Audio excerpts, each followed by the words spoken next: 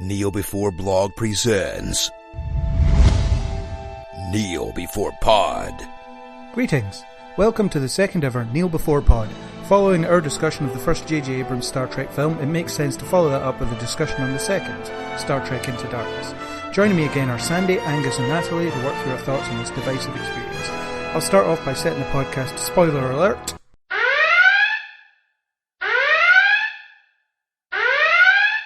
And now I'll beam in my bridge crew.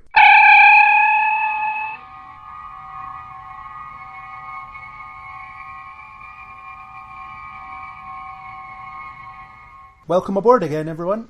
Hello. Everyone arrive okay this time? I think I got the bugs out of the transporter. I don't mean to complain, but my left foot is now my right foot. It's better than before. It certainly is. And Angus and Natalie, hi, have you arrived? I thought you said you fixed that transporter. We recently, very recently, talked about the first of the J.J. Abrams Star Trek movies. So now we're here to talk about the second. Any opening statements from anyone? Okay film, I thought. Fair enough. I think that's going to go against everybody else, though. Angus, Natalie? I didn't like it.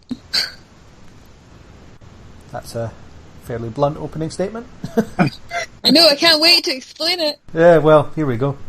And Angus? Looking forward to your thoughts on it, as the first time I saw it was with you, and you had quite a lot to say about it then, so I'm curious to see if you've changed your mind on anything, or if you've only receded further into darkness. Well, an interesting anecdote. When I was doing my note-taking exercise, I don't know if this is interesting, it took me several days to watch it. I couldn't ever sit and just watch the whole thing through again. I found it difficult. I find this film difficult. Fair enough. So, it's going to be a fun chat. Oh yeah, this is going to be interesting. In better news, I really enjoy the opening. I think the volcano scene's brilliant.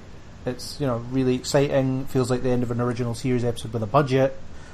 Shows them all working together. They tell us about the Prime Directive. There's all sorts of stuff going on. You liked that planet, didn't you, Natalie? Yeah, the white one with the red and stuff. It's really cool. Yeah, it's quite I liked visually it a lot. cool, yeah. Yeah, it's quite visually arresting. And I thought it was quite a nice way to open up the movie, and I had quite high hopes for it actually, because I thought, alright, they're going to introduce this new place, this might be the focus. Absolutely not. I don't know, I feel like they could have done more following that scene, but I enjoyed that scene at the start. Thought it was quite interesting, quite a lot going for it. It was down after the first 5 minutes. Yeah, I was able to forget about how stupid it is to have the Enterprise under the water, because it's a cool shot to have it rise out of that same water. But I quite liked the visual. I just thought there's no reason for it to be down there. Can it go underwater? In the stop situation? Traditionally not, but there's nothing saying no, really. So what's the problem? It's just, it makes no sense. Why? It makes perfect sense. They're hiding it. Well, they could hide it in orbit, surely. But that's not close. But then they can transport and stuff. And they're using shuttles, so yeah, they don't need to be close. Wasn't there some sort of problem with the transporters at some point, if I remember correctly, that they couldn't quite transport properly? Only because they didn't have complete line of sight with Spock, which again makes no sense. Yeah, but Craig, you're right. Now that I'm thinking about it, especially when they were trying to be subtle, concealing yourself under water so that you have to emerge in front of the species isn't quite what they were going for, I imagine. No. It's not very smart. Suppose not. But it was a cool scene, so I was willing to let it go, I thought it was quite good. It had the novelty of never having been done before. And I loved Scotty belly aching about what the saltwater is doing to his ship. Yeah. That's just Scotty. It's a shame they don't have shields that could, stop salt water getting in. Wouldn't be able to bellyache as much then. But yeah, it's a cool scene. Everyone's in it. Everyone's doing stuff. Except Chekhov, he's not really doing anything. Until towards the end. Yeah, it doesn't do much, actually. Yeah, he talks about how he can't do things, and that's about it. So once they get back to the Enterprise, they have a big argument about the Prime Directive, and everybody's shouting and everybody's a bit frantic because Spock's in a volcano, ready to stop it, and yeah, they're having a debate over whether he survives or not. I mean, I didn't really expect them to have the Prime Directive be part of the experience, but it's quite interesting to see it applied in this way. You know, the whole we can't be seen, but what happens when someone's life's on the line? Yeah, it's an interesting scene with some good points raised on both sides.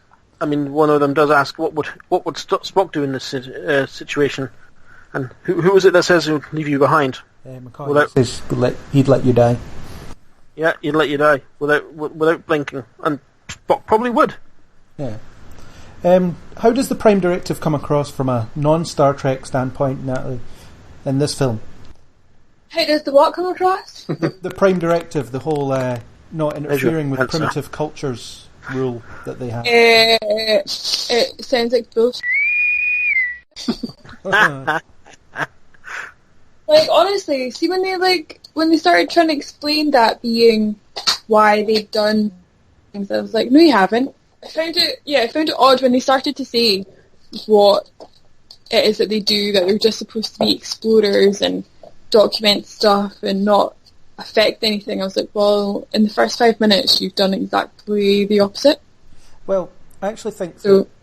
I mean, I think you don't see this scene because you come in at the end of this mission, but I think there was probably a discussion beforehand about, okay, how do we save these species and uphold the Prime Directive? And then someone would have said, if they don't see us, there's nothing wrong. But how can you... That's still interfering.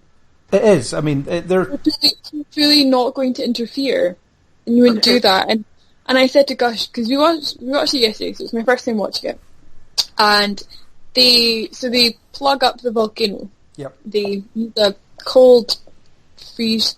What's it? Yeah. Cold thermal fusion type thing on it. But I was like, they've just completely changed the planet that these people live on. We don't know what that volcano provided for the people.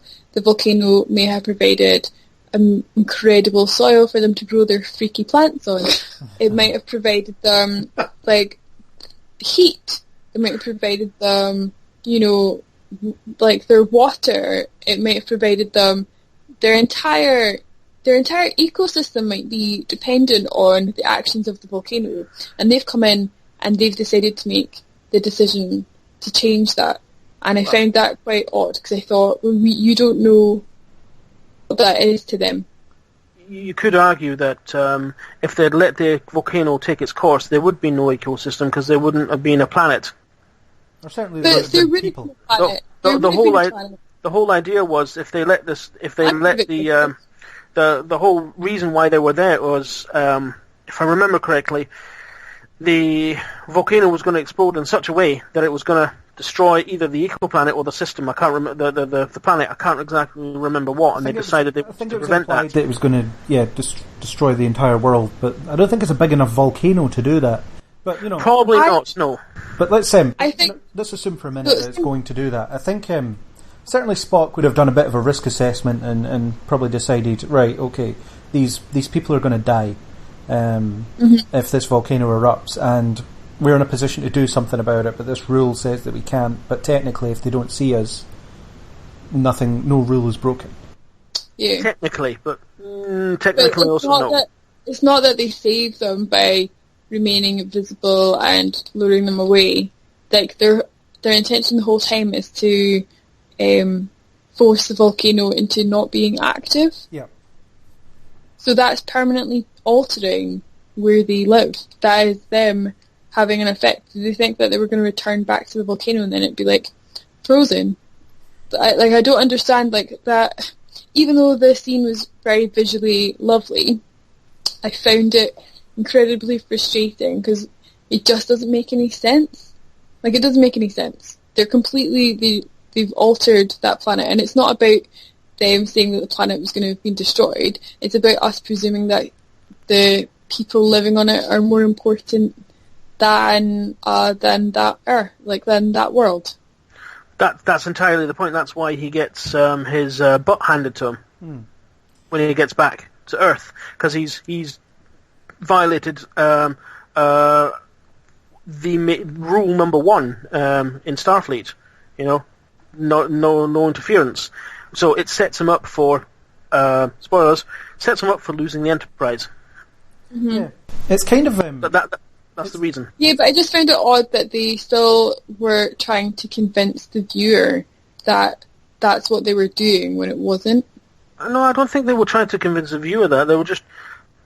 You had two opposing reasons, two opposing sides to the decisions being made, and it was being played out in front of us.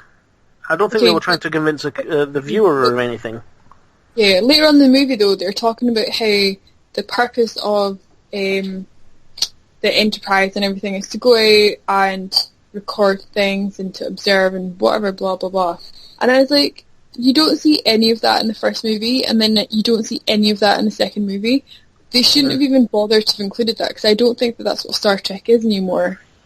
If it was that in the past, it should then... be, yeah. There's no hint of that in the movies at all. Like, there's nothing that shows Star Trek to be about observing things and being passive and other things and coming across things. All they've done is gone out and sought to change things or to run up against other species or to try and get back at the people for blowing up Spock's planet and stuff. And you just think, well, you're not actually doing what you've now told me that you're doing. Yeah. And I didn't really get their point, like, at all. No, I agree. That's the only instance of exploration you see in either film, really. I mean, the first film can be forgiven because it's all about setting it up to get them to that point. And then the film starts off with them doing that. So it's, the start is all pretty positive. It's, this is good. Wonder where they're off to next. Well, back home, but I think the problem with the whole Prime Directive issue in this particular film is it's a discussion that's never quite had. When Kirk's getting his dressing down from Pike, Kirk does ask him, well, what would you have done? And he responds with, I wouldn't have put my first officer in danger in the first place. And that's kind of negating the issue. If you're faced with inaction kills an entire species, or action can save them, what do you do? Uh-huh. And I think Kirk does what we would all do, puts his resources and his knowledge towards saving the people when he can do it. And the plan is all about not getting spotted. He wears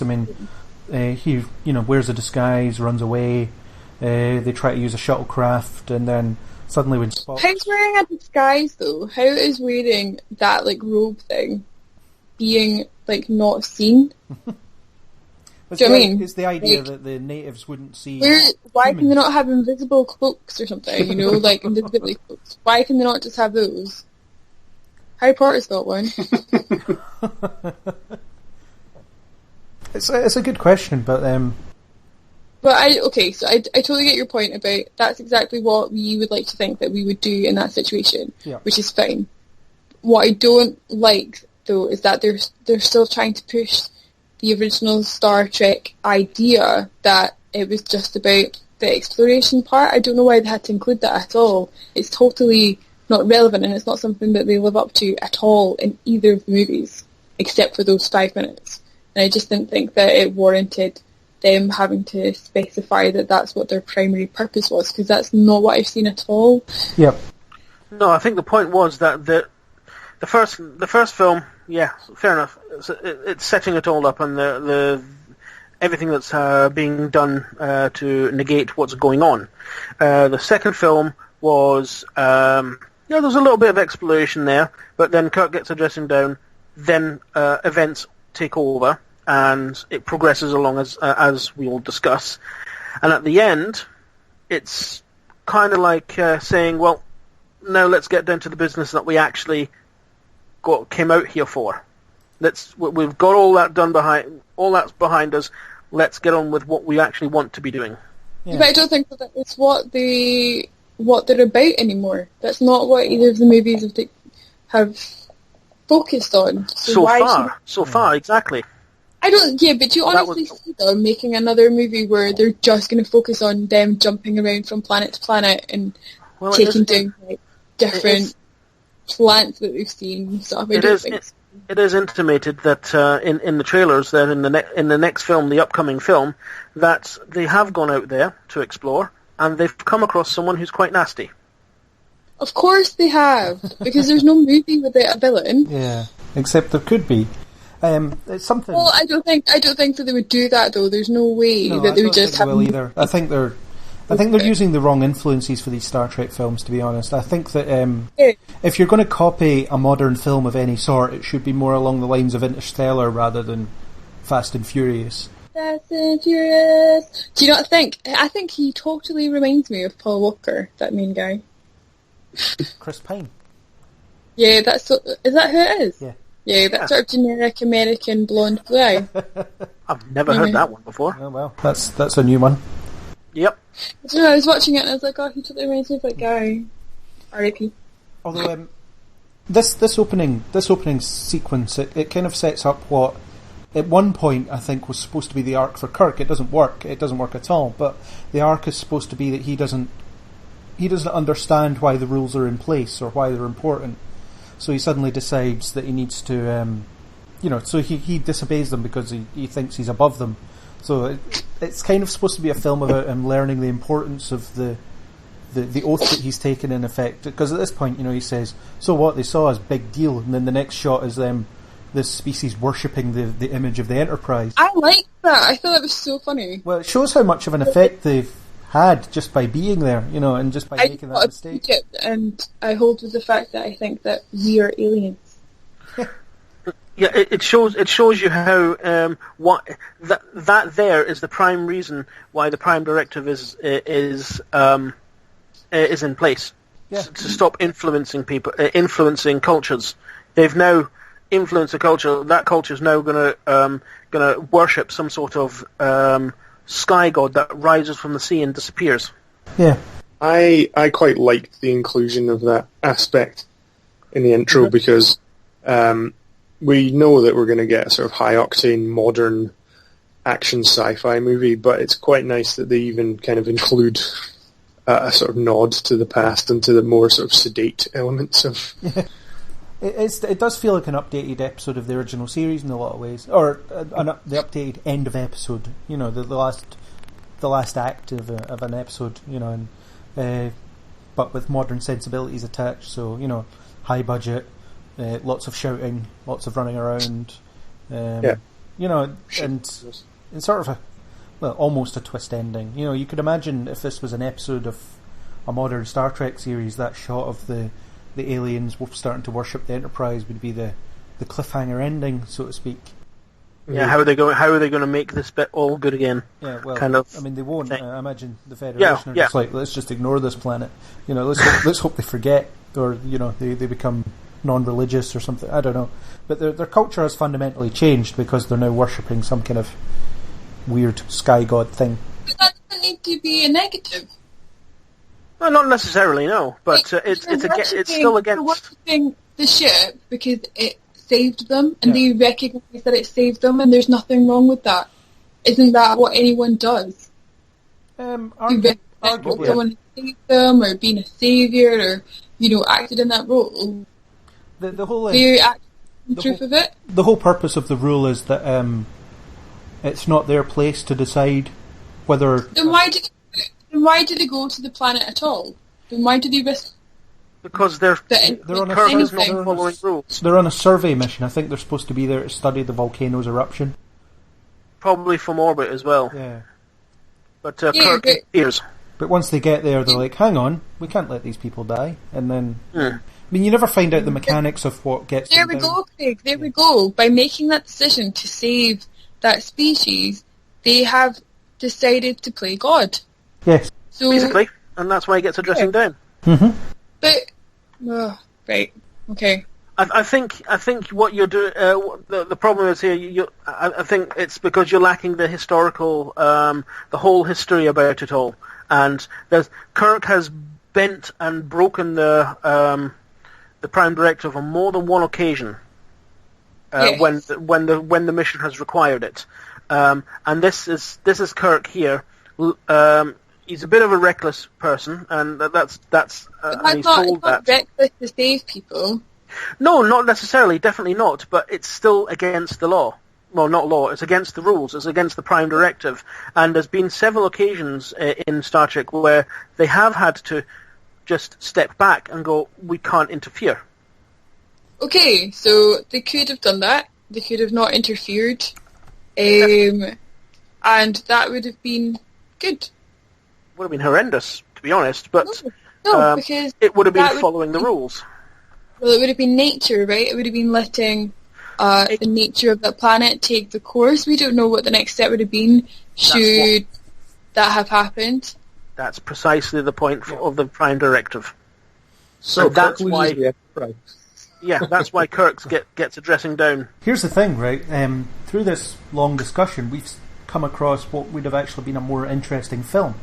You know, about the Prime Directive as it relates to this particular species. You know, I'd have watched that for 2 hours. Assuming that, you know, obviously they would have had to build an entire structure around the story and they would have had to make that species worth saving as well. Definitely. You know, worth saving from an audience point of view. You know, it would have been a really complex and interesting thing, but... If you were going to focus an entire film on just them, then you would need to have built in traits that makes them worth saving and stuff like that. Yeah. Definitely. So, what do you mean? Like, they have to have traits now to warrant being savable? No, what I mean is if the whole film was to be focused on this idea of the Prime Directive, you know, pros and cons, then they would have had to flesh out the species. Otherwise, why they're about to make close contact. Otherwise, it's a 2-hour staff meeting, you know, basically. Yeah, why single out this species to break the rules for, kind of thing. There would have to been some sort of exceptional reason if they were going to focus the entire film and just on that. If you happen to be there and you think, do you know what, we can do this, we can affect change, we can save these people, I think why not?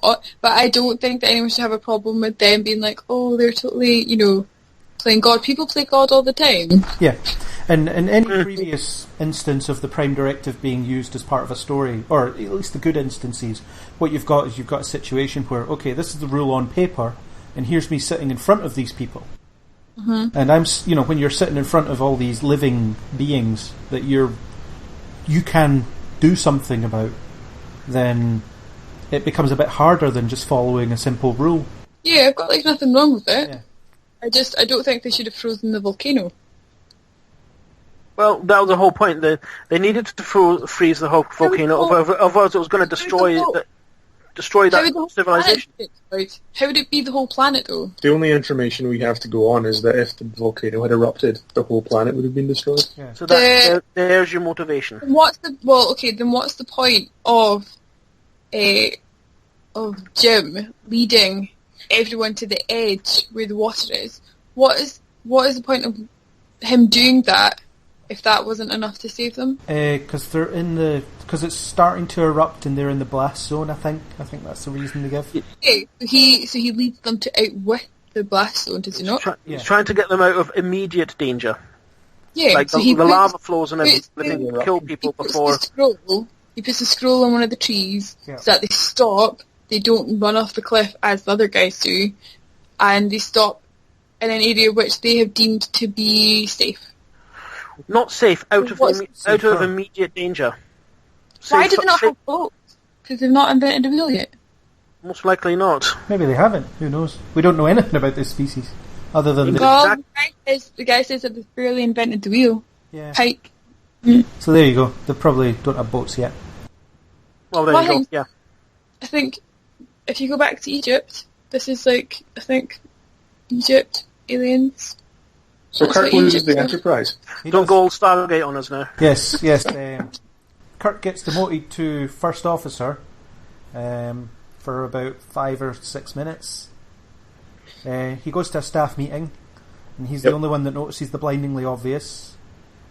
They're sitting in a secure room that has giant windows. And spoiler alert: Khan attacks because they're in a room with giant windows. What happened to the good old-fashioned war room that's a bunker with no windows?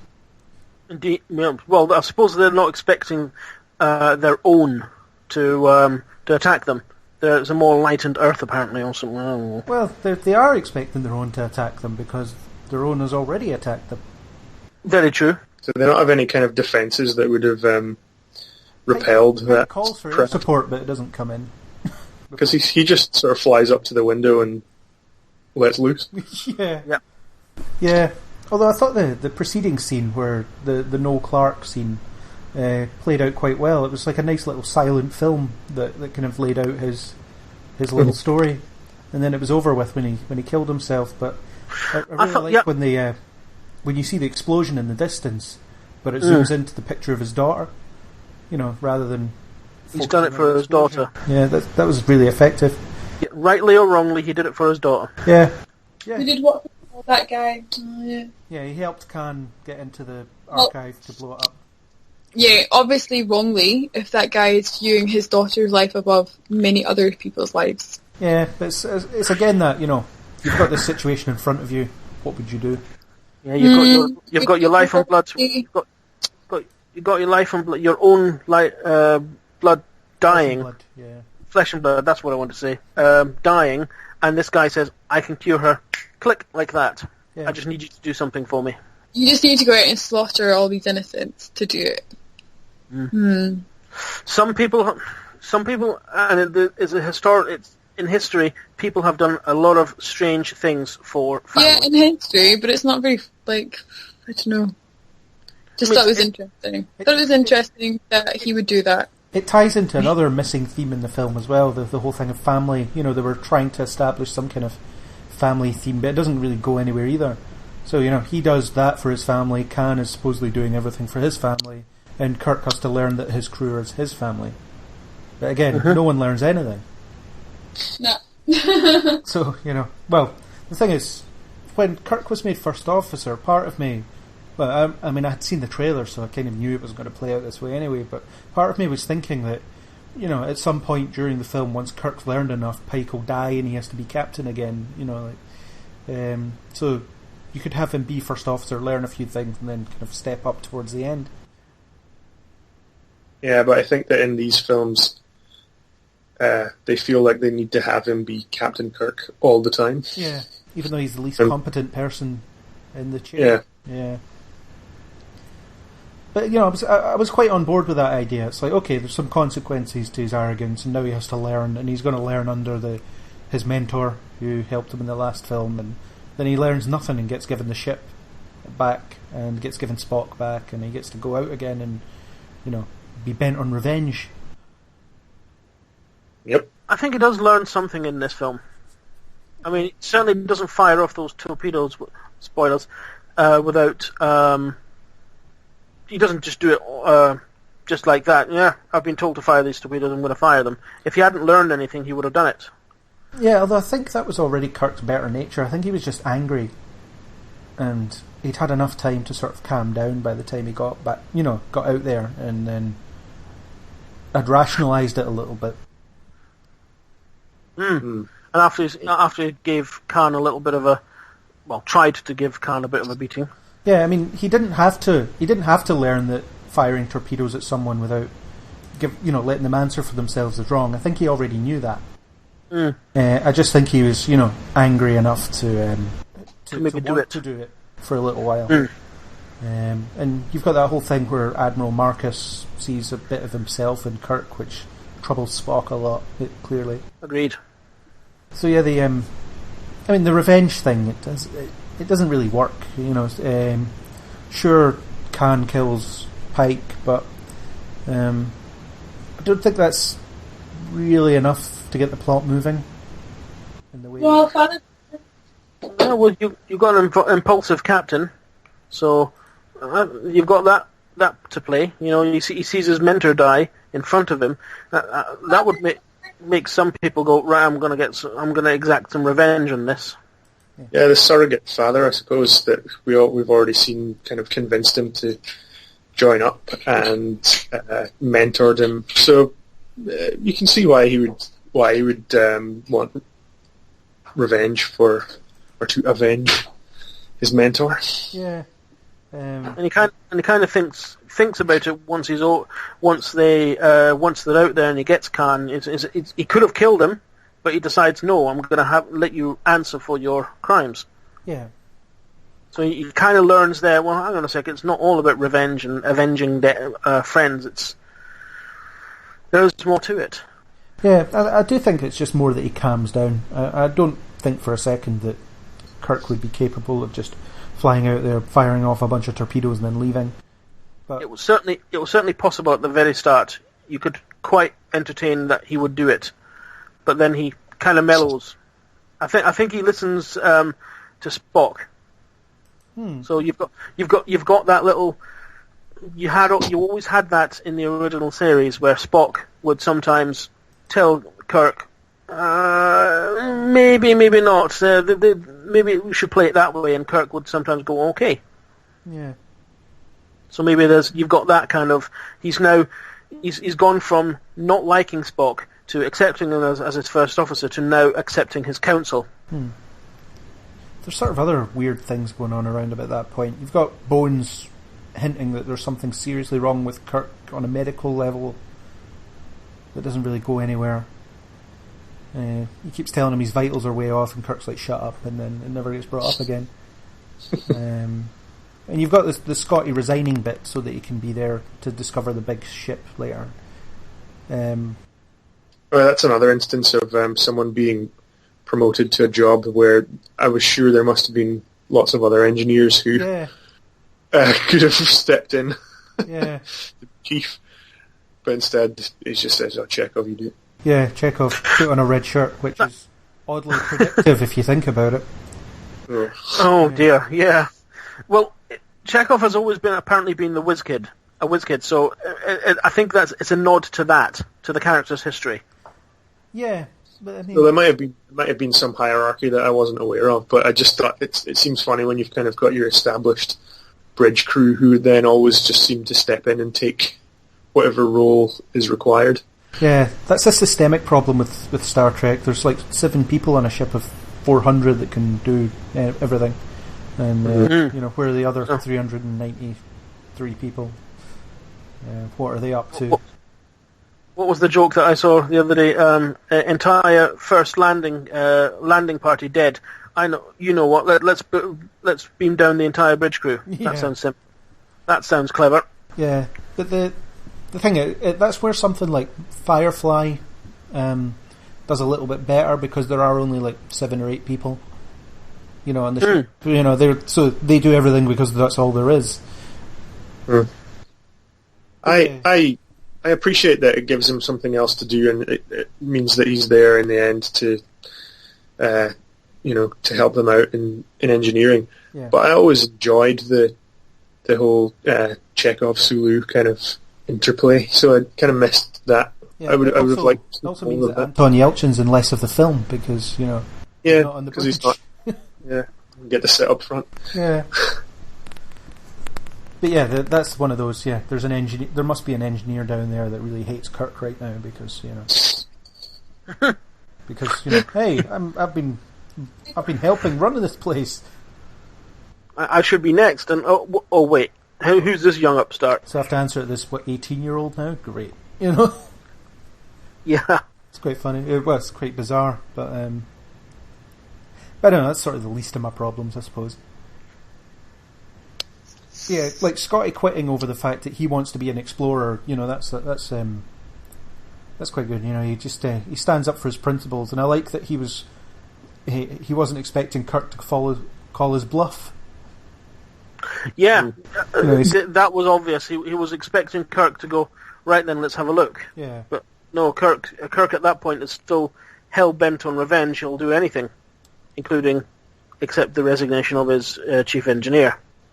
Yeah, and there's another awkward part in that whole scene. You've got the conversation he has with Uhura where they're essentially gossiping, and I just felt that I get in the original series or Next Generation or anything, you get this kind of air of professionalism about the crew, even when they're being friendly. They're sort of but they're like 20 years old. Yeah, but Kirk was always Star Trek baby. So the fact that he's a captain of a ship and he's he's essentially bad-mouthing his first officer behind his back. Doesn't really sit well with me, from a professional point of view. It's just the way it's going to be. It's just the way it is, isn't it? I think that's today's sensibilities. Yeah. That's fairly accepted. I mean, it's not bad-mouthing as such. All he does is says, you're fighting, oh my god, what must that be like? And stuff like that. He can't quite understand, because he's obviously had his fair share of arguments with Spock already. Kirk's impulsiveness against Spock's logic doesn't obviously off-screen. It doesn't always gel, and they've had arguments. Yeah, but they're functionally a military organisation, right? So, like, I don't know. I couldn't imagine them bickering like that or gossiping like that in any sort of real thing. Well, I don't think it was gossip. I think it was just filling time. Yeah. But then again, that is generally filling time is gossiping. Yeah. It was just a bit awkward to me. I just didn't feel like it was very Star Trek at that point. Fair enough. Fair point.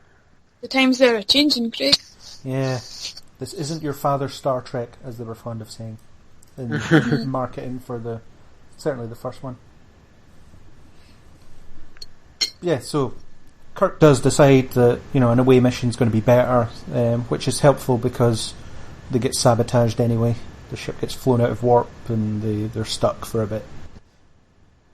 Exactly, yep. So, I think they're close enough to fire the torpedoes anyway. They are. Yeah. Somehow they can reach across an entire sector or something like that. Yeah. It's Klingon space. They're on the edge of Klingon space, and Kronos isn't exactly at the edge either. It's deep inside it. Yeah. So how they gel over how they manage that. Yeah, it takes them 20 minutes to get there at Impulse, apparently.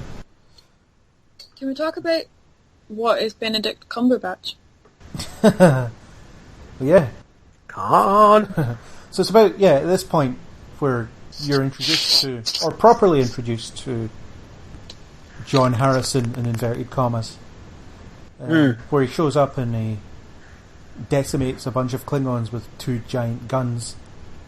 And it was certainly at that point I knew that they'd been lying about the fact that Khan was in the film, because there was no other human being that could do that sort of thing, as far as I was concerned.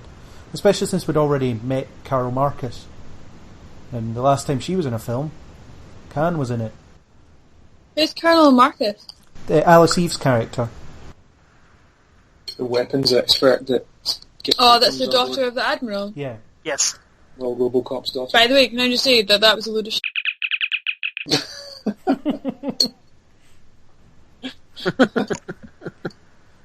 In what way? Honestly. Well, if anything, I thought they were going to go the Star Wars way and be like, oh, it's your sister. But nope. That would have been weird. That would have been very weird. Especially when you know... Would have been more interesting than what they tried to do. It's not from the ship and I'm the Admiral's daughter. Oh, it's like, well, great, why are you so special? Why are you here? Well, the reason they put Carol Marcus in it was as a bit of fan service, because she ends up being the mother to Kirk's child in the other timeline. What? Yeah. No way. Yep. But in this film, she might as well be called anything, because she doesn't really do anything.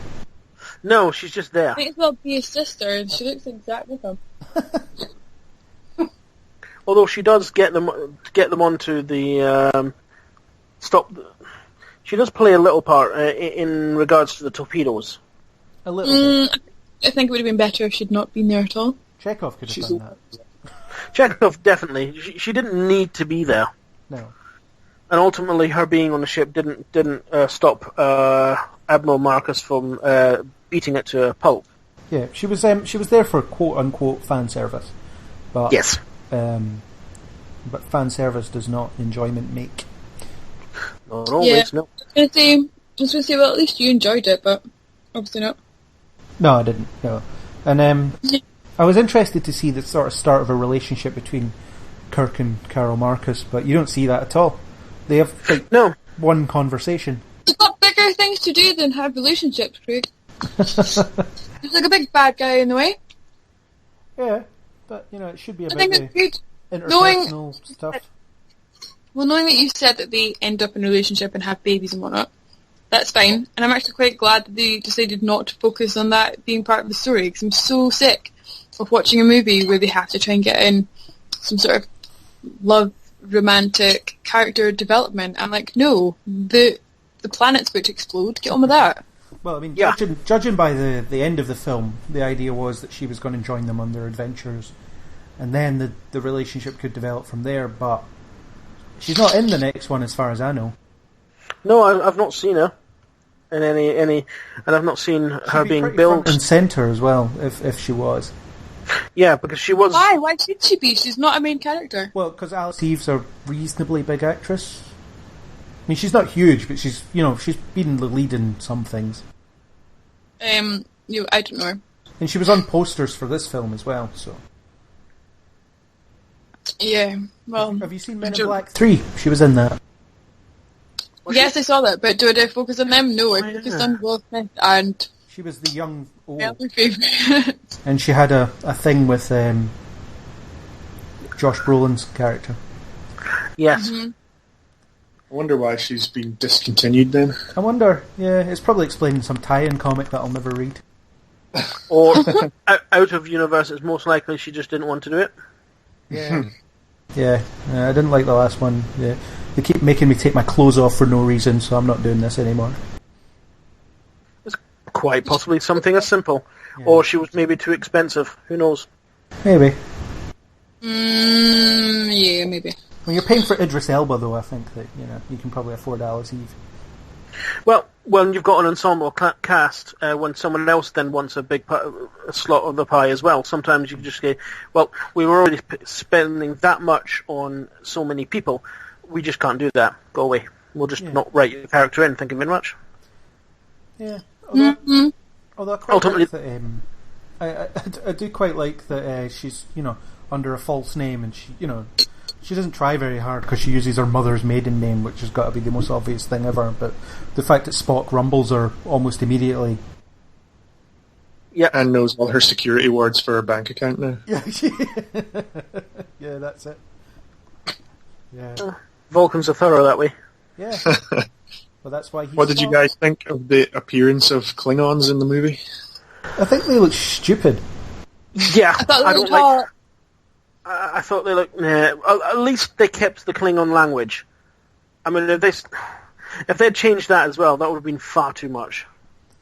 Yeah. Well, I don't know how they could have gotten away with changing it. Well, they could have had the Klingons change a completely different language. Why would they do that?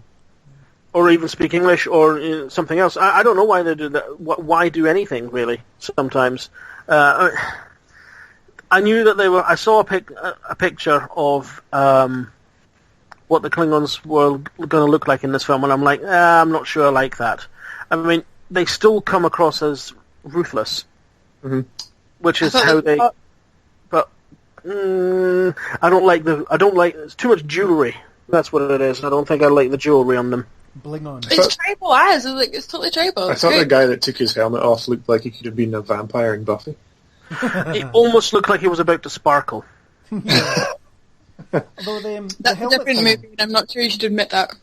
I hadn't seen the Klingon look until I saw the film, and I thought the helmet was about them. In the original series, the Klingons didn't have forehead ridges, and I thought that was a way of them getting around that. But they keep their helmets on, so it looks like they've got forehead ridges. Or something, didn't they? Yeah. Apparently, those helmets were reused from deleted scenes from the first film. Yeah. Good to see that recycling is prevalent there. Yeah, well, there's a lot of recycling going on in this film. Star Trek is nothing but recycling. Especially seriously, the amount of times the same set has been used to portray different ships, you wouldn't believe it. Yeah. So yeah, we're brief interlude for the pointless Carol Marcus inclusion, but yeah. So the Khan is in this film, and I saw that. I think that the writers and J.J. Abrams think of him as if he's like Kirk's Joker. But he's not. He's just a guy he's just a dangerous guy that he encountered a couple of times. Mm-hmm. You know, I mean, He's a very, very, very cunning villain. yeah, and Harry Mudd's more his Joker than Khan ever was. Well, I don't. I'm interested to see. I'm interested to hear why you think they consider him Kirk's Joker. Well, it's the idea that, right, you know, I mean, if you think of this version of Star Trek as if they're adapting a superhero franchise, right? Because that's, in a structural sense, that's what it is. You know, it has the same kind of story beats as, say, a superhero film. Especially the first one, it's got that origin story thing written all over it. You know, destined for greatness, all that stuff. So, in this instance, so it's, you know, we need to introduce this villain that helps define the character. And as far as they thought it was because it was Khan. When, actually, as a villain, he's probably the least important thing about that film. Because the film is about so much more than that. And I think when they're trying to copy that film, they're copying the wrong things. I think culturally it's probably the most well-known, and maybe that's why it was this kind of touch point that people who didn't know the character or weren't familiar with the origin or the film he first appeared in might have known the name, and so there's that kind of recognition, and then build a kind of legend around that. It was, for me, from when I first heard about the film, I knew it was going to be the new universe take on the Wrath of Khan, and it's explained how the Khan in this universe was treated differently from the Khan in the original universe, where he was found by the Enterprise, he took over the Enterprise. Kirk got it back and banished him to a planet because he was just far too dangerous. Meanwhile, in this new universe, where you've got where things have changed because of the Narada and stuff like that, it's shown Starfleet as being rather weak. You've got an admiral who wants to use him as a weapon, so he's been treated differently. So it's a slightly different character, but it's the same. Yeah, that's the way. That was my interpretation of it. I honestly think you could have achieved the same things just by using the Admiral and perhaps a genius Starfleet officer. Oh yeah, you could have been totally the Admiral and using power play and stuff like that, and forcing Kirk into a corner and stuff like that, and using rules and regulations and stuff. But we've seen that in other films, and you really wouldn't have had to use Khan at all in that situation.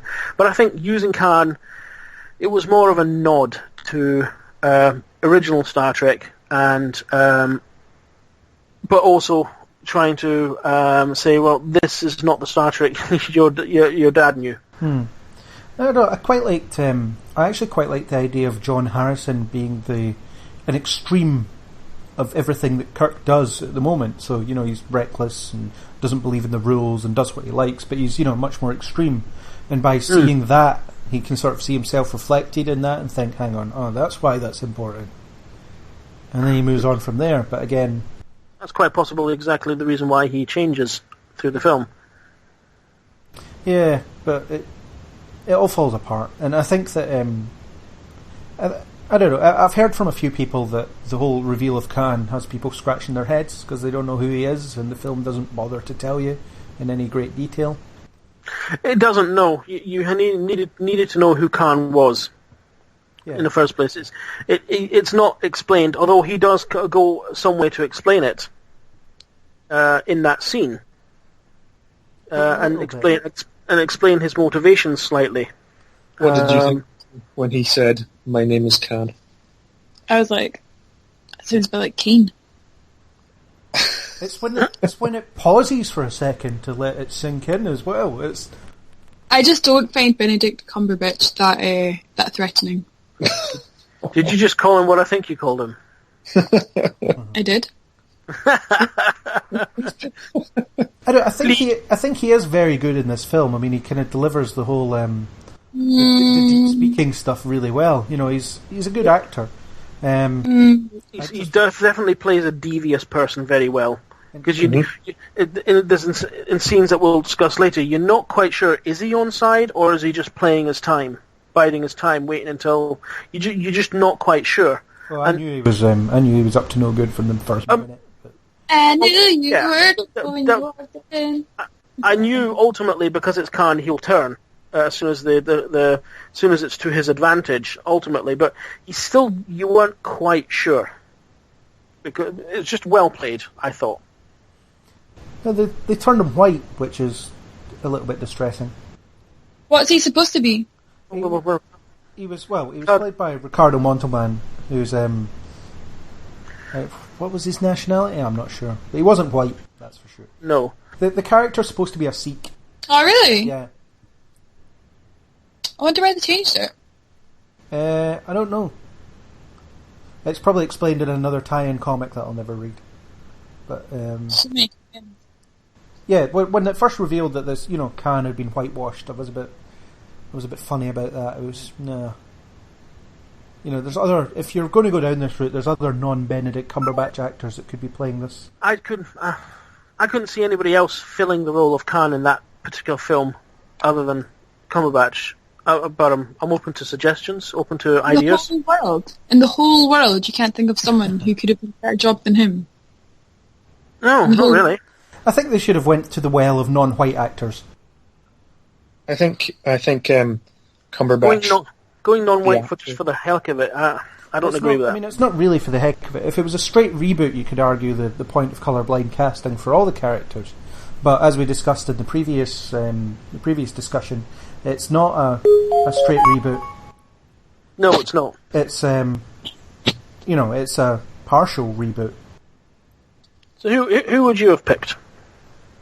I'm not sure, to be honest. I just think that the actor overshadowed the character. Yeah, Benicio del Toro was considered at one point, and he didn't want to do it. That was one of them. But he probably saw the script and thought, "I'm not playing Khan. That's suicide." But we have the Khan we have, so we have who we have.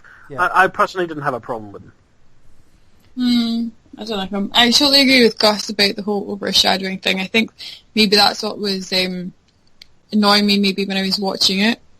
And I feel like out of everyone who's an actor, that he was not the best. But it's not, I don't get paid the money to choose who plays who. But I feel like somebody could have done a better job.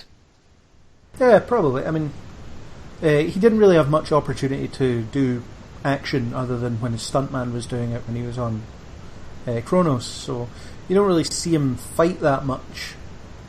But I don't think I would believe Cumberbatch in a fight scene. The one he has with Spock at the end just is a bit awkward.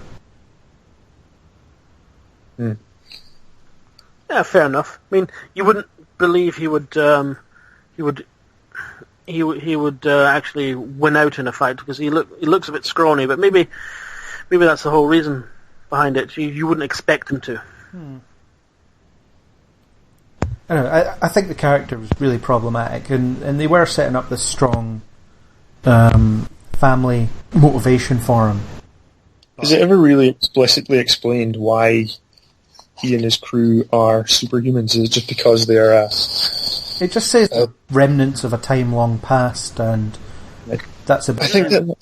I think that's quite a weak point in the film, where, especially for people who don't know the character or they're getting some impression that this is supposed to be someone we're supposed to know. Yeah, it's never really explained why he is who he is, or very much about his origin. I don't know if it's meant to remain mysterious, but I just thought that was a bit. I think they're leaning too much on people will know who he is. Mm-hmm. Yeah. Because obviously almost fans will know he's from the Eugenics War. Yeah. And was outcast. They don't even go there in this film. They don't even mention. No, they don't. It would have been nice to have that. Yeah. I mean, it would have been a very, very long exposition scene, but at the same time, you've got this guy here that you just don't know who he is. Other than some badass. Other than what they tell you. Yes. But from the point of... They do tell you he's from like 300 years ago, and anybody watching might be thinking, hang on, isn't this 300 years ago? Isn't now 300 years ago? Good point. Yeah, it's quite funny in the original series episode in Space Seed. It's called. Khan appears and they talk about how in the 90s he controlled a third of the world. You know, it's the 60s, isn't it? So the 90s is a long way away. We don't have to worry about that. This show won't be around by then. You know, that was probably the mentality at the time. Yeah, well, each episode could have been the last. Well, yeah. That's how it's 1999. That's decades from now. Who cares? You know. Yeah. That sounds futuristic. We'll do that. So, you know, you can sort of see that mentality, but if they were going to tackle this character, I think they had to do it with a bit more sophistication than they did. Yeah, agreed. And it's written by people that clearly don't understand what they're talking about, I think. I mean, I'm not Damon Lindelof's biggest fan, and this is a huge reason as to why. I just think he made a hatchet job of this, along with the other two. Fair enough. Right. What's up next? What's up next? So we've discussed Khan. He's yeah. So you've got I mean the big black death ship again. Yeah. What about that? The third film in a row. Oh yeah. If you Nemesis is about a villain bent on revenge who has a big black death ship. 2009's about a villain bent on revenge with a big black death ship. And this film, villain bent on revenge with big black death ship.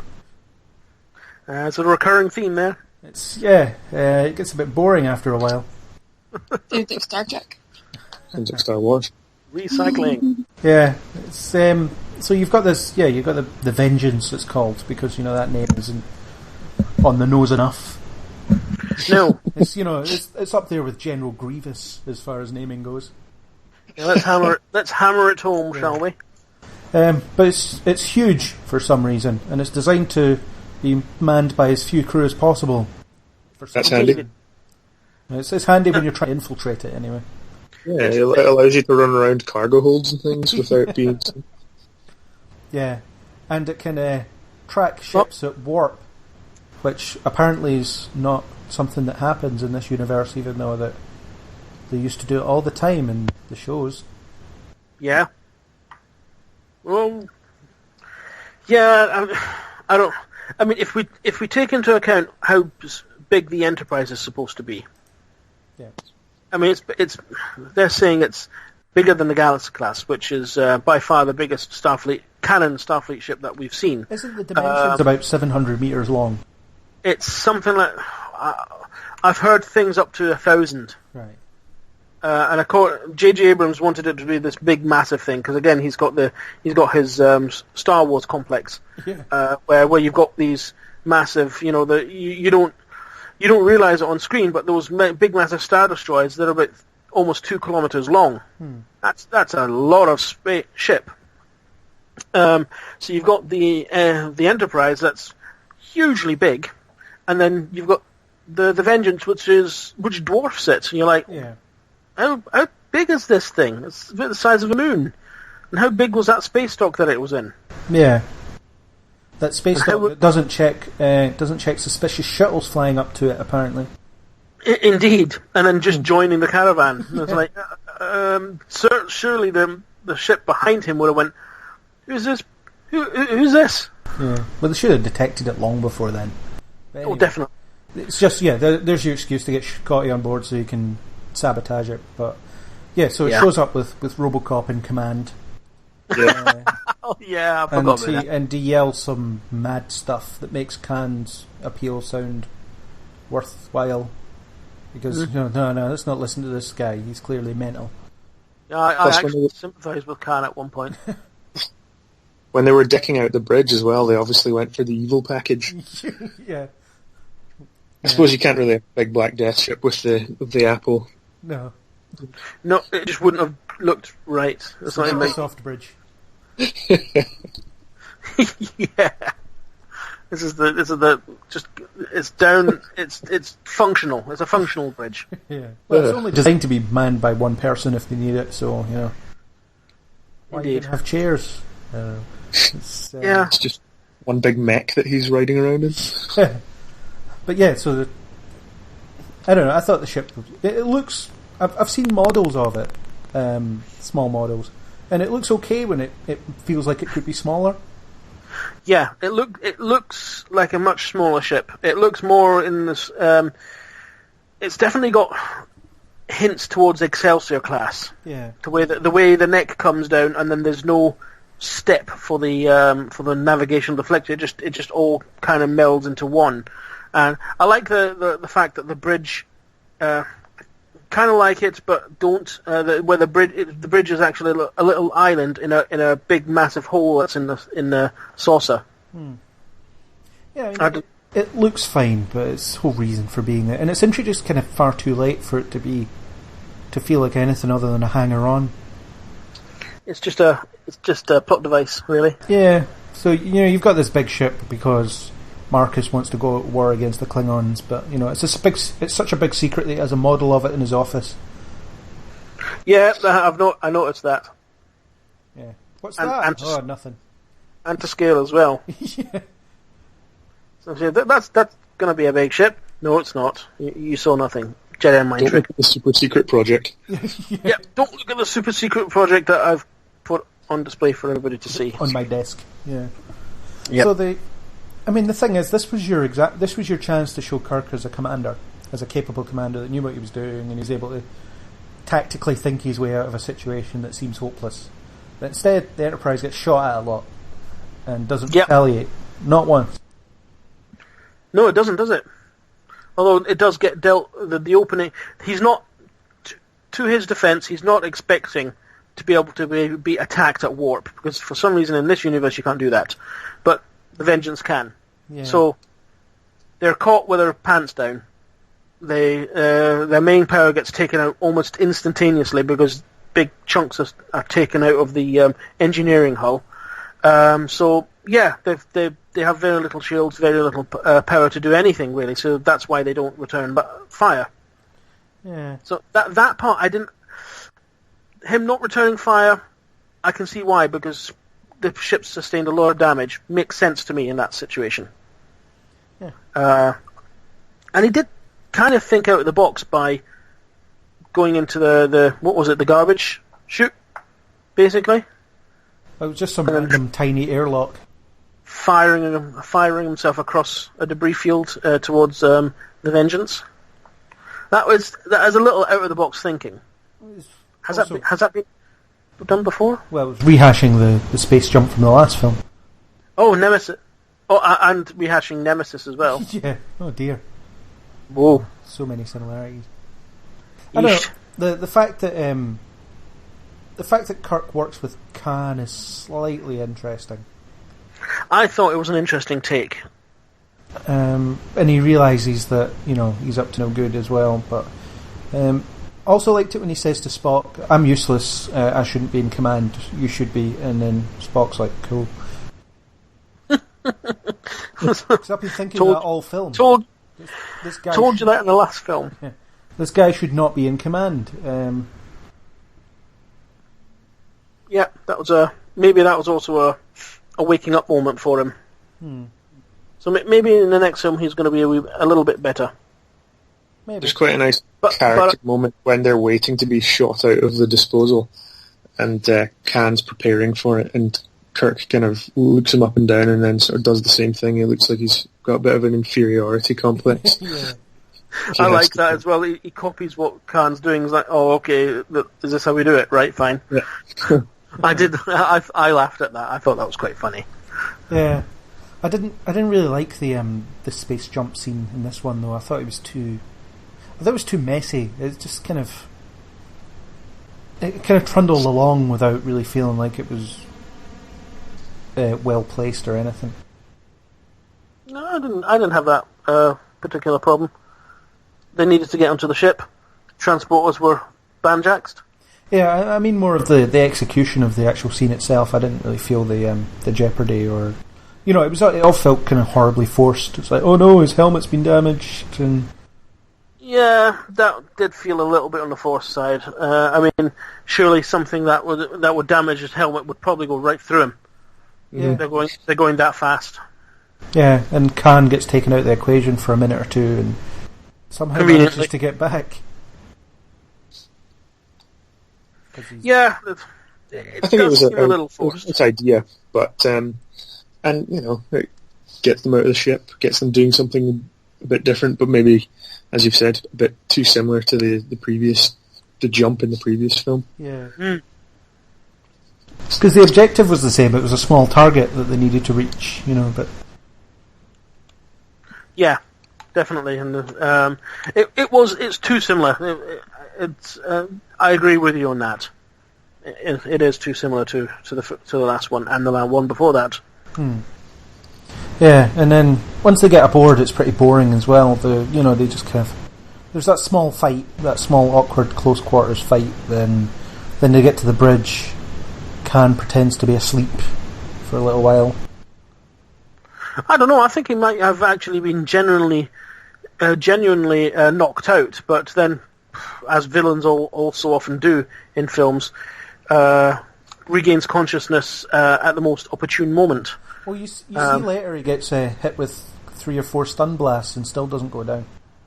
Well, he is genetically enhanced. I think he's playing possum at that point. I think it's quite possible. It's quite possible. Yeah, I wouldn't argue too much with that. I mean, we have precedents that the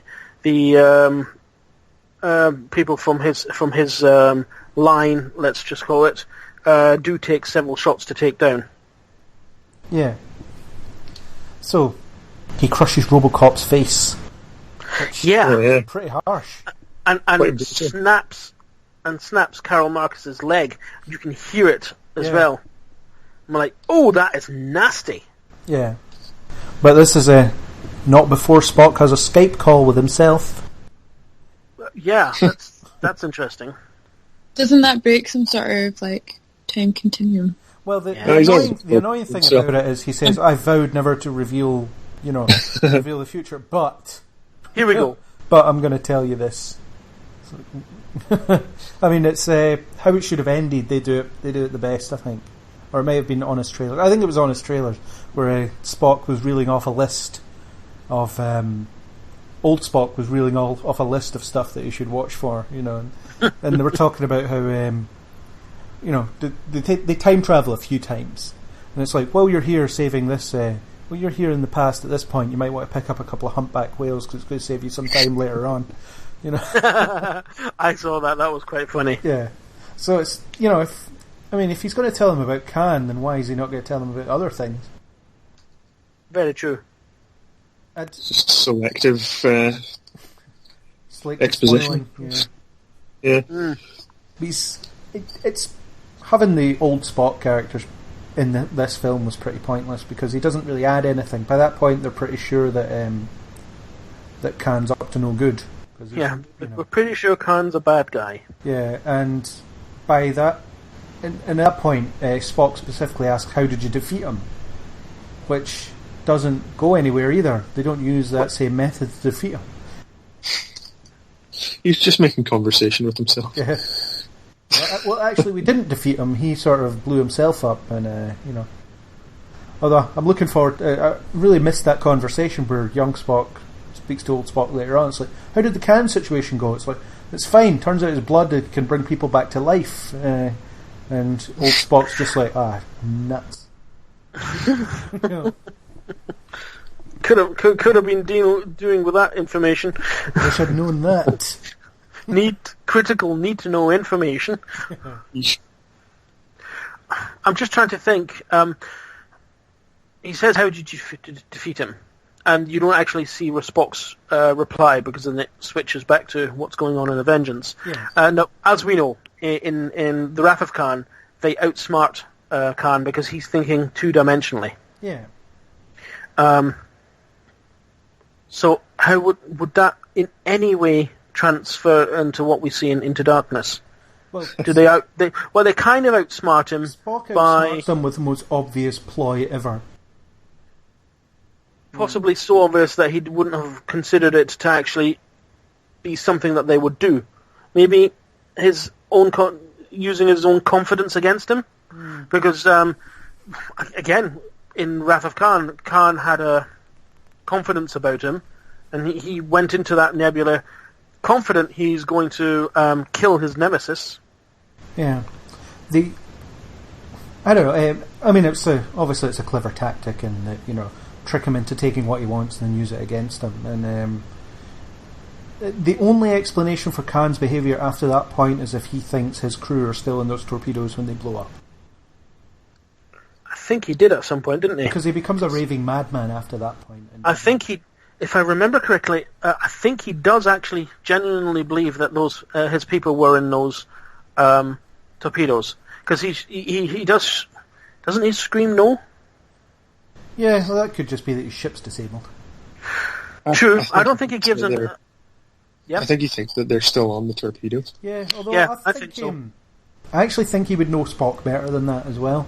Because earlier on they make a point of him not being able to go as far as he needs to, if you know what I mean. It might just be another sort of convenient point that he doesn't, for some reason at this stage, he's not thinking through exactly what has just happened to him. Yeah.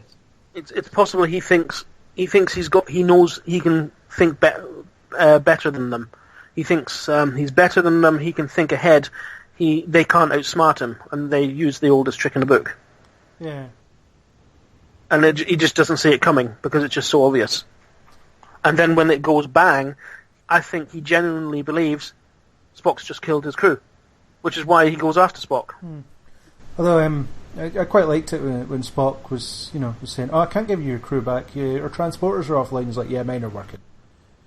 So, yeah. Well, was that at a point when the ship was still? Yeah, no, it was power. I just thought it was quite funny that was Spock's excuse, and then Khan was like, "Nah, mine are perfectly functional." Next. Yeah. I mean, it's all part of the plan anyway, but. Spock's just maybe stalling for time as much as he could. Yeah, I think this whole, this whole sequence of events is just really clumsily handled because, for one thing, they're in orbit of the moon, and then the next minute they're crashing towards the Earth, and you're like, what? Not even that. Where are the other Starfleet ships? They're all in the Laurentian sector again. It would appear. I mean, we see them all earlier in the film. They're orbiting that space dock thing. Yeah, I don't personally have a problem with that because that's just typical Star Trek. It's a trope that goes through all Star Trek films. There's never any ships around when you need them. Yeah, but they're never usually in orbit of Earth at the time. Very true. No, very true. But hey, Admiral Marcus had influence. It could be that he sent the ships off on a wild goose chase somewhere. Maybe. So he could bring his ship out and head off somewhere, and those ships were still on that wild goose chase. It's possible. I mean, at the end of the day, it's flimsy, definitely. I mean, I will admit, Enterprise always being the only ship that can respond to whatever thing is threatening the heroes, has always been a little bit of a weak point. But it's just something maybe I've just come to accept it because it's just Star Trek. So that's just how it works. Yeah. There has to be a reason why the protagonists and whatnot can duke it out without any external interference. What do you think about the crash scene, though? Mixed. I enjoy it because, again, novelty, never been done before. I mean, yes, okay, the Klingon bird of prey in Star Trek 4, but we don't actually see it on the outside. We only see just a tiny little section of it once it's mostly sunk. We don't actually see any sequencing of it. I actually thought it was visually impressive and quite cool. Oh, it looked good. It was, and it reminded me of the special stages in the first Sonic game, with everything turning round and you have to get somewhere. Yeah, fair enough. There was a lot of sliding going on and a lot of running, so yeah. Are they actually hurtling towards Earth at that point, or is it, or I don't know, is it sort of falling out of the sky in some way that doesn't really... They're supposed to be caught in Earth's gravity. Right, okay. Which is... scientifically speaking, apparently, if you were that far away from Earth, you'd maybe fall in a matter of years, but there's no immediate danger. Okay. Yeah, and I mean that's why the Apollo spacecraft don't get pulled back, to Earth when they're approaching the moon and things like that, because they're far enough away that the Earth's gravity is not really a factor. Otherwise, I thought it was good. Although the orientation of the ship always seems to be in quite a sort of handy direction whenever they need to run and jump over, get down a catwalk or a gantry or something, and then it shifts and creates a bit of jeopardy. But that's just kind of staging, isn't it? So I did like that. I thought that was quite cool. Ship tumbling, and they're having to. Everything becomes the floor at one point or another. I thought that was quite an interesting take, because we've never seen that before. In Star Trek, the gravity, the artificial gravity has always worked, no matter how badly the ship's been battered. They're always walking around fine. It's expensive. Yeah, exactly. And we get the camera shake a little every now and then. Even in the big budget films, we've never actually seen the sets do what we see in this film. So visually, I thought it was very good, and it just, again, novelty of never having been done in Star Trek before. Right, yeah, it's normally just to kind of stagger against whatever Precisely, and a couple of conduits letting out some sort of steam. Someone behind the scenes with a fire extinguisher going. Yeah. That's our lot usually. Yeah, there's actually a really good moment during that though, where Kirk and Scotty are heading towards engineering, and Kirk looks up and he sees crew members just hanging off railings and things, and he sort of looks up as if he really wants to help, but he can't. He feels helpless. The only way he can help is by restoring power. That's his Kobayashi Maru moment. No one else in engineering's working on that. They're all busy hanging on. Yeah. and dodging bits of unsecured equipment. Yeah. Yeah, and the self-sacrifice bit. It was too Wrath of Khan for me, including the dialogue. I think that's the entire point. Yeah, it's a stupid. That was the entire point. It was because this was a rehash, a modernization of the Wrath of Khan. That I knew that was coming. Didn't kind of half expected the role swap. As soon as I saw Kirk's, he was heading off, I knew, okay, they're swapping roles. Instead of Spock saving the day, it's Kirk. Yeah. But then I went, hang on a second, Kirk's the main man. You can't have him die. So I was kind of expecting some sort of excuse as to why he wouldn't. But he does, but we get an excuse as to why he comes back. Yeah.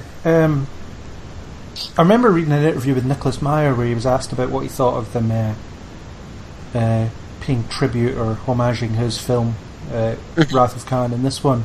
And he said that he thought they would have had to bring something new to it. But, so which is a bit of an interesting dig. For those that don't know, Nicholas Meyer wrote and directed Wrath of Khan, so he's in a position to sort of know. He's an authority in my eyes, and is also apparently involved in the new series. Yeah. Whatever format that gets released in. Yeah. I guess the main problem with the other than the reused dialogue, which I thought was just nightmarish. Fan service, I think, a bit too far. Horrible fan service. Would have been nice to see some original dialogue there. Yeah. Something more akin to what we would expect in this universe. But also, in Wrath of Khan, the moment has weight because it's this decades-long friendship that's coming to an end, at least as far as they know. But in this film, they're barely friends. You never really, you never get that impression it's a profound loss for Spock to lose Kirk. You're not as emotionally invested in this character. And they're not as emotionally invested in each other. Exactly. Yeah, that's one part I do have a problem with. It didn't quite work because it's not someone that we've seen on the small screen and then progress to the large screen over the course of 20, 25 years at that point. And yeah, they'd been through several long-range missions with each other off screen in the meantime.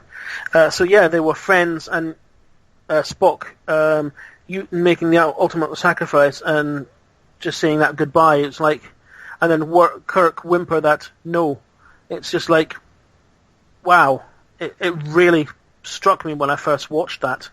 Yeah. In this one, I didn't have that emotion at all. In watching it Into Darkness, I watched it and I went, okay, so they swapped it. This time around, you've only really got what old Spock tells them about their friendship to go on. At this point, they don't like each other very much. They tolerate each other. Well, actually, no. I think Kirk is showing moments of actually enjoying. Well, not enjoying, but. Not hating Spock. I don't know. I don't think they hate each other as much. I mean, he didn't have to accept Spock as his first officer. No, they're not friends yet, though. I mean, he could have went no. Yeah. I suppose they're not as solid friends as the original characters in the original universe. Definitely not. They're nowhere near that, and I'm not sure the new Spock would have actually reacted that way, really. No. And I haven't heard from Natalie in a while, but this is an interesting moment from a perspective of someone that only knows these characters as presented. What? The moment where Kirk dies for a few minutes. Oh yeah. And Spock's reaction to it. I mean, from our point of view, we know the characters really well, and from how that was originally presented, but in terms of these new characters based on just these two films, how does it really come across? I thought it was a bit ridiculous. I wasn't a huge fan of them being like, oh, there's like a ridiculous amount of radiation, blah blah blah blah blah, and then he closes some sort of door, and then he seemed like some really like, maybe it was just Pine's acting in it that I didn't really like when he was doing that really slow. I can't breathe type thing to the door. But I didn't really get why they felt so emotional. I was a bit like, haven't really seen you do much together. What did you think of Spock's response to seeing Kirk? Why? Because he pretends to try and help him to get out. No, he goes to. I mean, they have a kind of moment at the window. What did you think of that? Very little. They kind of put their together and. Oh yeah, but he didn't do the Vulcan sign back at him. He tried. No, he didn't. He just put his hand up. He didn't even make an effort. He was struggling for life at the time. True. Certainly was. He was dying very rapidly there. What I did like about the whole scene, though, it was still Scotty that got knocked out. Yeah. I didn't understand that, but I didn't really get why they felt that they had to take Captain Kirk's character to that limit. I thought that was like quite a bold move to do. We're only the second movie in. I imagine that they want to do some sort of like, we knew that they weren't going to kill him off. So what was the point? What's the point of doing it? Because you can't take it. You don't take it seriously. You don't think of it as a serious threat to the character. Because you think, well, he's going to be here in 5 minutes. Like, there's no way they'd let him go. Yeah, Kirk's death, it falls a bit flat because it doesn't feel like they're friends. No. If this had been film number 6 or 7, yeah, then it may have had more weight to it. And then I found... Yeah, like in Toy Story. Like Toy Story 3, when you think they're actually going to kill off all the toys, you're like, holy fuck. Like, are they actually doing this? And then you take it seriously because you think, well, it's going to be the last one, so maybe they are actually going to do it. What a ballsy move. You wouldn't have done that in the first one. You'd be like, See, that's why the original Wrath of Khan, that scene had so much weight to it. Because Leonard Nimoy didn't want to play Spock anymore, which is why they killed him off in Wrath of Khan. He only agreed to come back as Spock because they gave him the director's chair for 3 and 4. Yeah, it was 3 and 4 that he directed. I know he directed 4. I just couldn't remember if it was 3 and 4. Yeah, he did both. So he said, I'll only... Yeah. They threw in the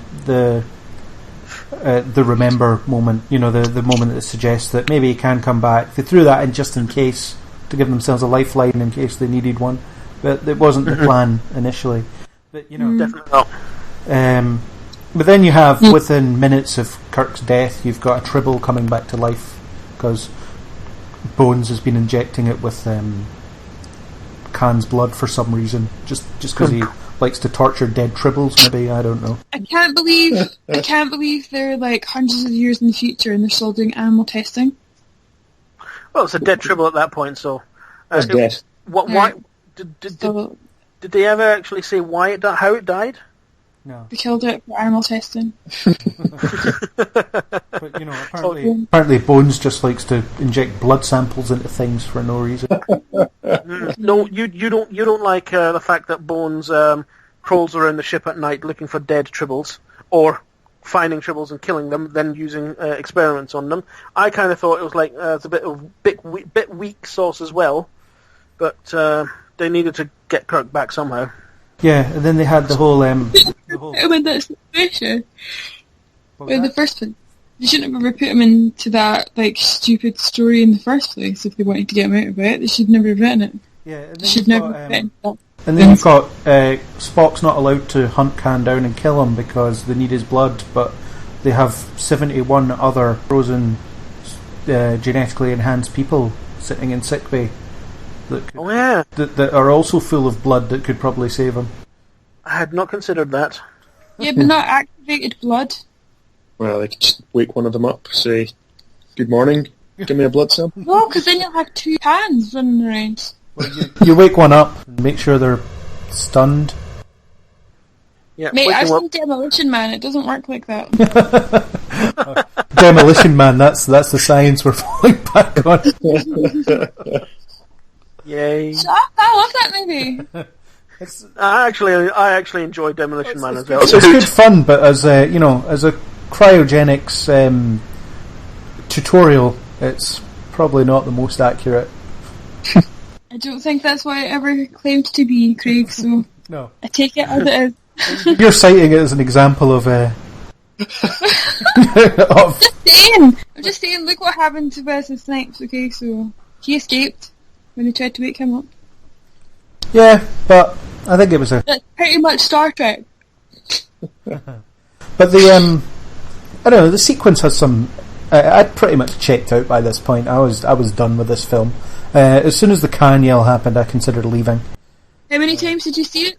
Only twice. I'm actually quite surprised. Yeah, and the second time was only because I'd already booked tickets with family and couldn't cancel them. So, just taken them for pizza and said that you'd saved them a couple hours of their life. Well, for Beyond, for Beyond, I've booked tickets with my family, but I've booked myself in a separate booking so I can get out of it if I don't feel like I want to watch it. But yeah. See, I would never do that. I'm too miserly with my money. I would sit and watch the film because I don't prescribe to. I'll be able to cancel it and get my money back. Ah, gotcha. Yeah. So you're going to see it with a family first. Well, I'm going to the midnight screening next Thursday, Friday, and then I'm supposed to be seeing it again with my parents with my dad and grandparents on this Sunday. But I might okay, you can cancel because that's too cute if you're going to your grandparents. I'll meet them after. I won't go. Like my dad will go with them, but I won't go. I don't have to. So I'm just not going to sit through something I hate. But they want quality time with you, Craig. That's not fair. Well, sitting in the cinema with me is not exactly quality time. I don't say anything. Yes, it is.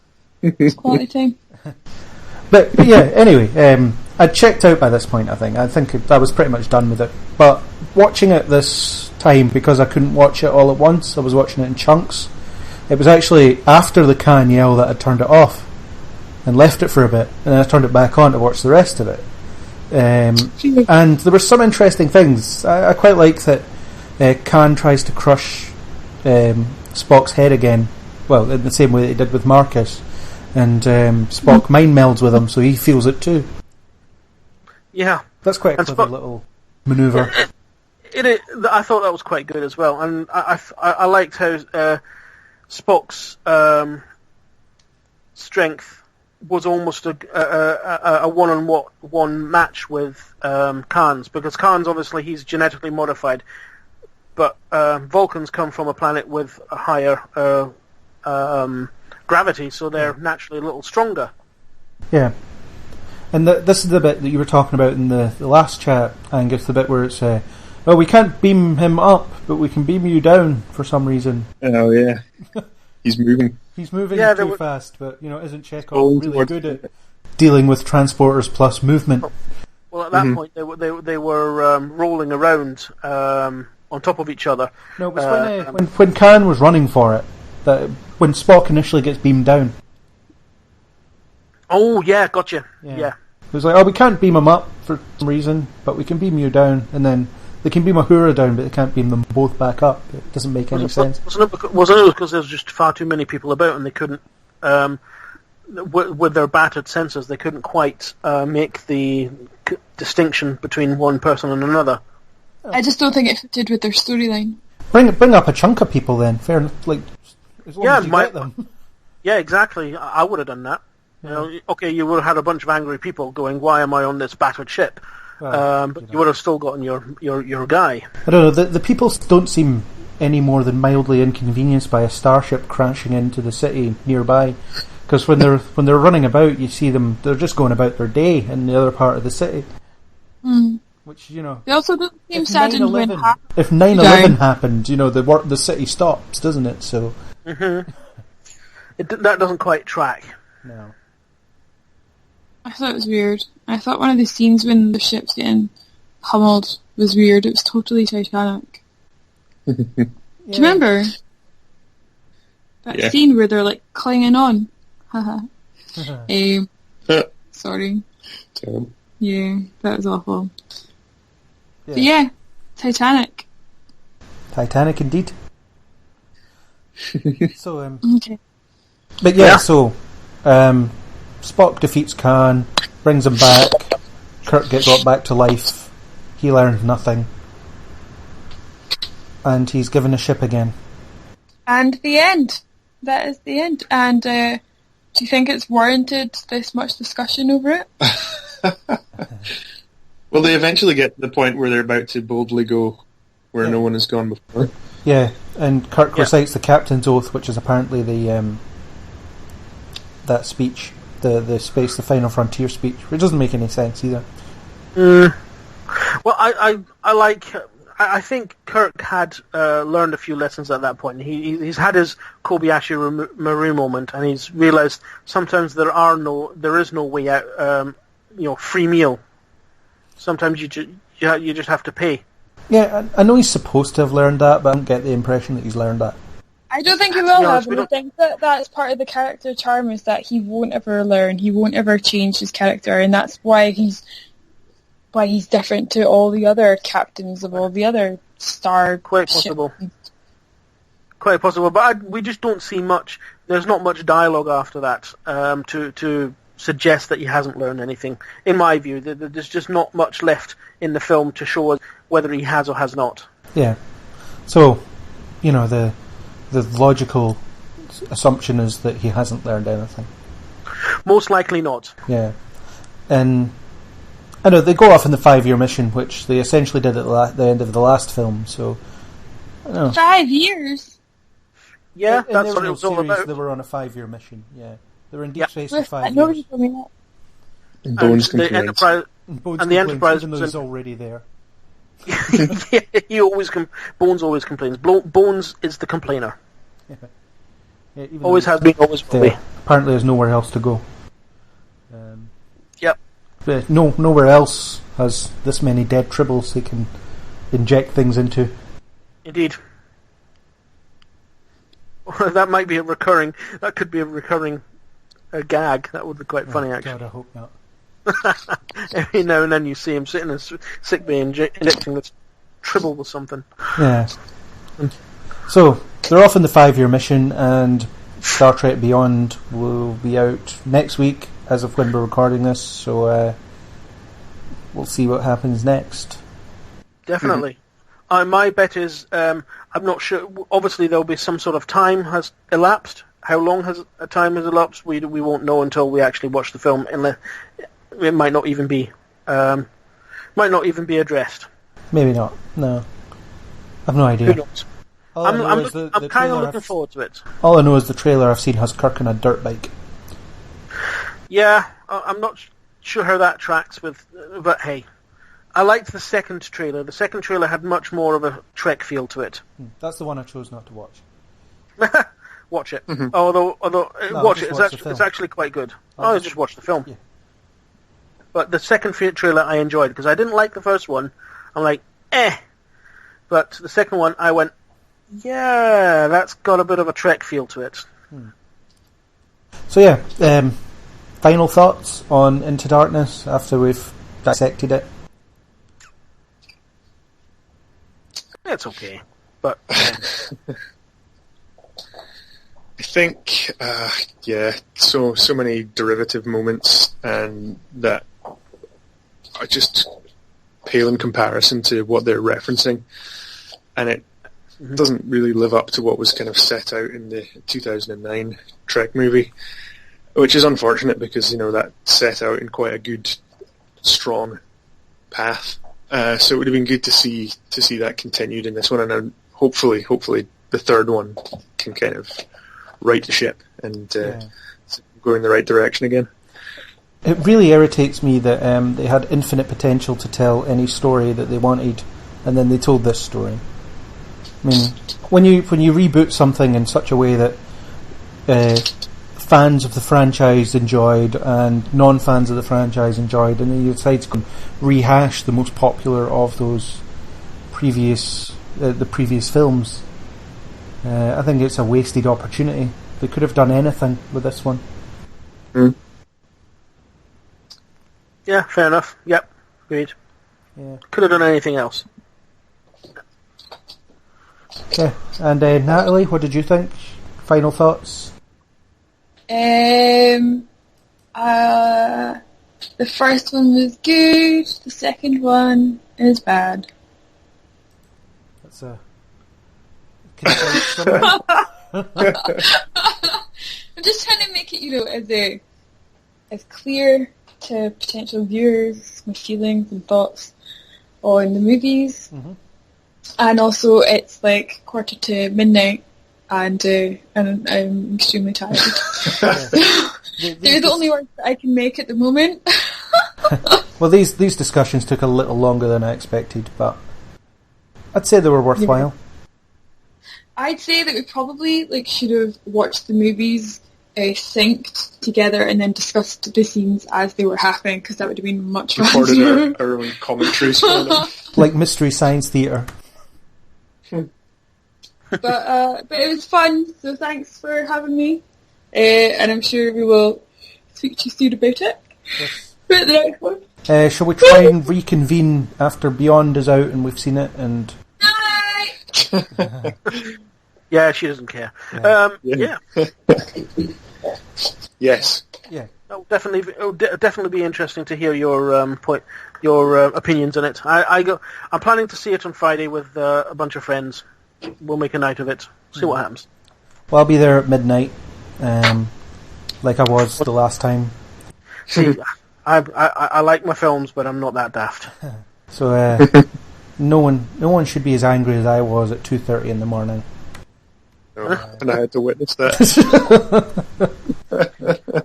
I went home and I watched an episode of The Next Generation to cleanse myself. It was Measure of a Man as well. It's like, I need to see some good, thought-provoking Star Trek. That was what I watched. That's a very good episode. Yeah. So, and that was it, and it calmed me down, and I watched it all, and then went to Fair sleep. enough. As long as you've got some calming measures. Yeah. I generally don't let myself get so worked up.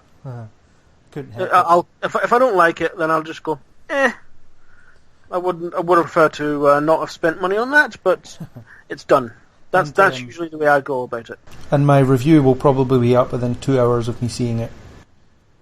Oh, without doubt. I always wake up after a film's been released to seeing your review. I'm like, how does this guy do it? It's a good question. I mean, I could not watch a film at midnight. Seriously, especially not if I've been working all week. I couldn't do that. No. So kudos to you for being able to do that. It's to be there first before anybody can spoil it for me. That's the main motivation. I don't check Facebook or anything like that when something like that has been released until I go and watch it. If I'm that worried about it, I don't pay any attention to what anybody else is saying. Mm-hmm. And I've got a good bunch of friends on my Facebook who won't actually post any spoilers. So I'm good that way. So, but no, I could not sit and watch a movie at midnight. If it just finishes at midnight, fair enough. But I couldn't start a film at midnight. I'm not that film daft. It's only the big ones. I can only do it for things like Civil War or this or Batman versus Superman or stuff that I'm really anticipating. Fair enough. See, sometimes I don't let myself anticipate anything. I watch the trailer and go, yeah, that looks like I could enjoy it. I don't anticipate anything. I don't get myself hyped up for it. That way, maybe that's why I'm not so overly disappointed when the film's not so good. Because I don't get myself hyped up and don't go, yeah, this is going to be good. This is going to be the film to end all films. This is going to be awesome. They're going to be talking about this for 100 years. I don't do that. I just look at the trailer and go, yeah, that looks like it could interest me. I'll go and see it. Maybe that's just how I do it. Yeah, I guess I get too attached into these. I think with something like which is understandable. With something like Star Trek, it's with the history that Star Trek's got, it's understandable. You've got so much invested in Star Trek, so many emotions. I have so much invested in it as well. I mean, I costume in it all the time.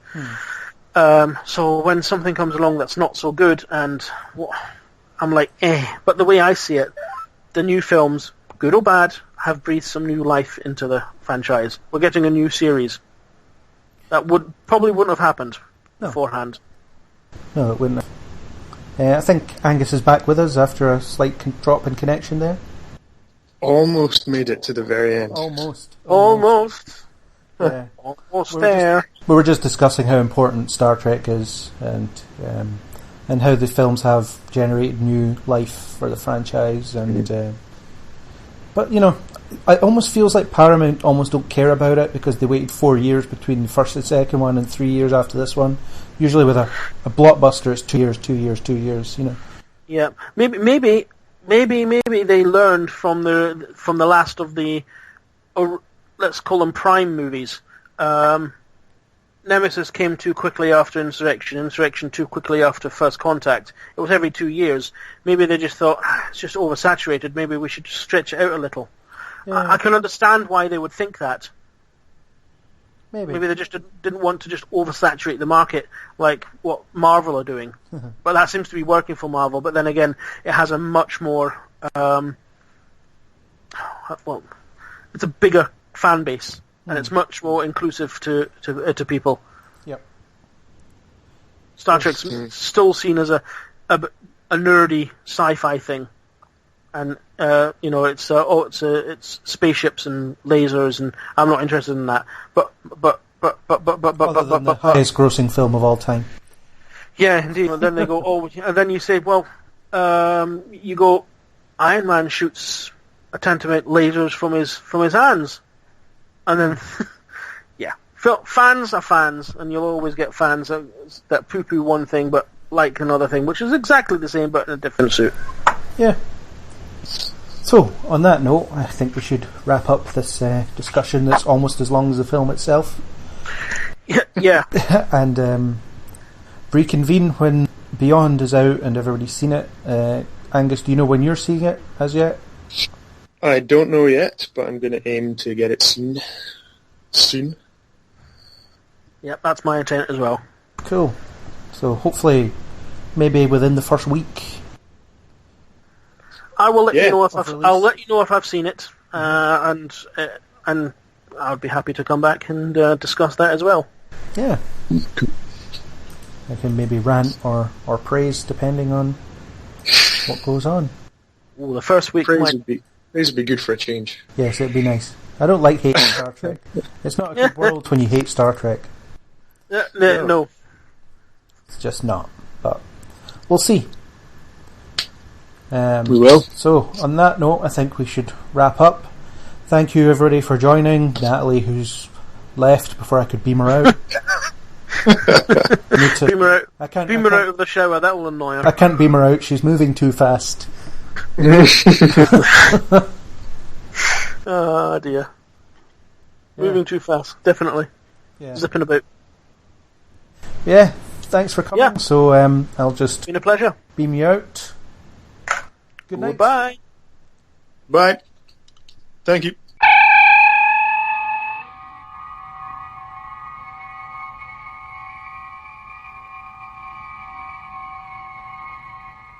Transport successful, I hope. Thanks everybody for listening, and hope you will join us on the next Kneel Before Pod.